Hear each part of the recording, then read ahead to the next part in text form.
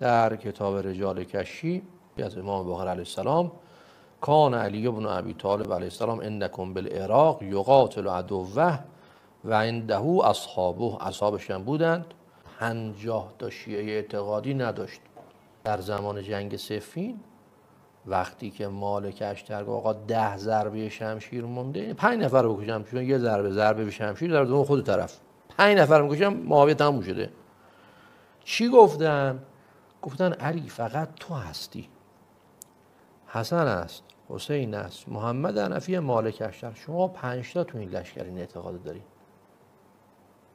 ما همه با تو مخالفیم، حرف بزنی تو و این 4 تا هم همینجا میکشیم یا کدبسه تحویل معاویه میدیم.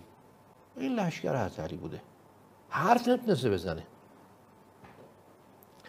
پس این که اغلب نیروهای حضرت شیعه اعتقادی نبودن 100% درسته. پس چی بودن؟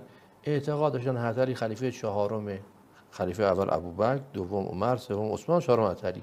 همین کسانی که این اعتقاد داشتن، همین اهل کوفه که بهشون اون دوران گفته میشد شیعه علی، همین شیعیان این گونه‌ای که از جهت اعتقادی سنی بودن به امام حسین نامه نوشتن، بهش امام حسین کشتن. بله.